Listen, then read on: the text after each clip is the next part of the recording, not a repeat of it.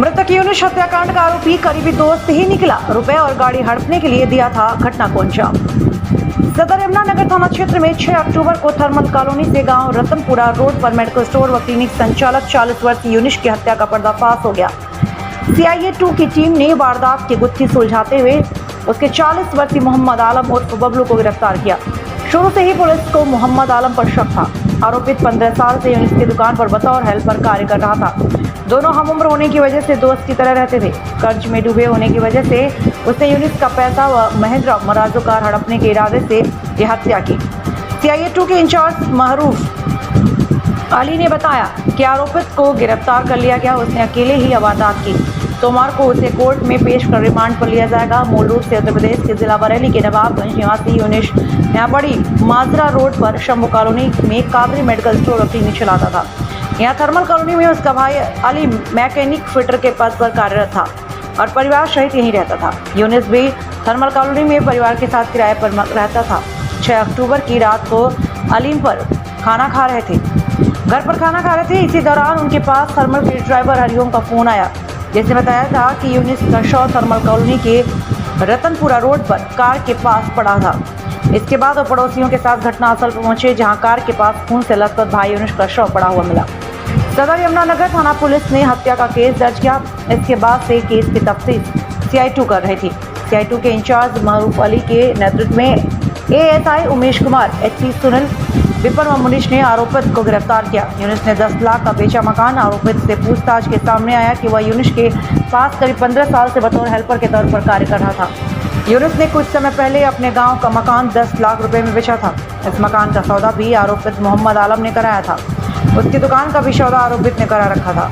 अब वह इस पैसे को हड़पना चाहता था, क्योंकि उसके पास काफ़ी कर्जा हो चुका था। इसके लिए उसने यूनुस को रास्ते से हटाने का प्लान बनाया। इस तरह से वारदात को अंजाम दिया। पुलिस पूछताछ में सामने आया कि वारदात के दिन आरोपित मोहम्मद आलम सुबह करीब 8:30 बजे यूनुस के साथ दुकान पर था। यहाँ से वह सुबह 10 बजे कलियर शरीफ जाने की बात कहकर निकलता है। ट्रेन से वह कलियर शरीफ पहुँचता है और वहाँ पर एक कमरा किराए पर लेता है। इसमें वहाँ अपना मोबाइल छोड़ता है। मोबाइल छोड़ने के बाद वहाँ से टैक्सी लेकर वापस यमुनानगर पहुँचता है। यहाँ पांचवा फाटक पर टैक्सी को छोड़कर आरोपित कार के पीछे सीट पर छिप जाता है। यूनुस की कार की दूसरी चाबी आरोपी के पास थी, इसलिए वह पहले ही कार की पिछली सीट पर छिप कर बैठ गया। उसने बैक मिरर कार के अंदर लगा पीछे देखने वाला शीशा उल्टा कर दिया था, जिससे यूनुस उसे देख न सके। रात को यूनुस दुकान बंद कर कार में बैठकर चल दिया। जैसे ही वह गांव रतनपुरा के पास पहुंचा तो पीछे बैठे मोहम्मद आलम ने सीट बेल्ट से उसका गला दबा दिया। उसे बचने की कोशिश में यूनुस ने कार का हैंड ब्रेक लगा दिया। इसके बाद तुरंत मोहम्मद आलम ने चाकू निकाला और यूनुस की छाती व गले पर वार किए।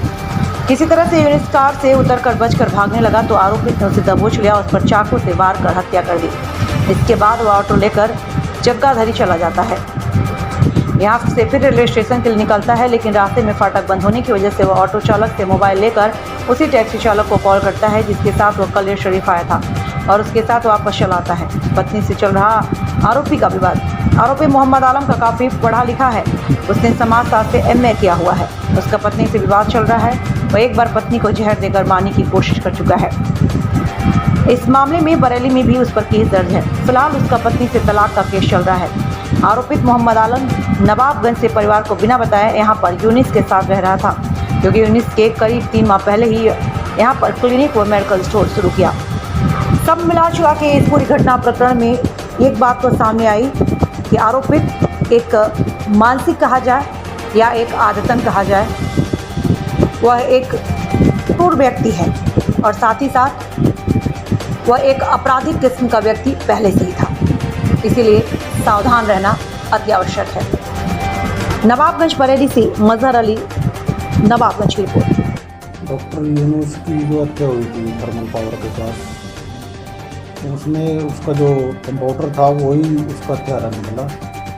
वो दिनांक 6/10/2021 को अपना उसके साथ दुकान पे गया और दुकान पे जाने के बाद वो वापस बहाना करके प्लानिंग बना के कलियर शरीफ चला गया। कलियर शरीफ से वापस आता है वो टैक्सी करके, और टैक्सी में वापस आने के बाद पानसरा के पास टैक्सी रोक के फाटक के पास, उसके बाद उसकी कार में जाके छिप जाता है।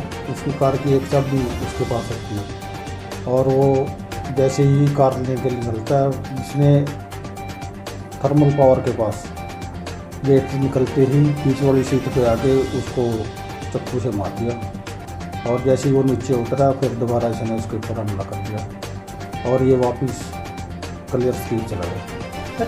मारा इसका पैसों का था, चक्कर लेन देन का। वैसे ये गाड़ी को भी ले जाना चाह रहा था, भाई मैं गाड़ी भी ले जाके बेच दूँगा। इसने अपनी बीवी को मारने की पहले वहाँ मुआदगंज में कोशिश की है, उसका डाइवर्स का केस चला हुआ है। ये अकेला था या इसके साथ कोई और था? अकेला है, अभी तक की जो तफ्तीश है उसमें अकेला है, अभी तक की पूछताछ जारी है।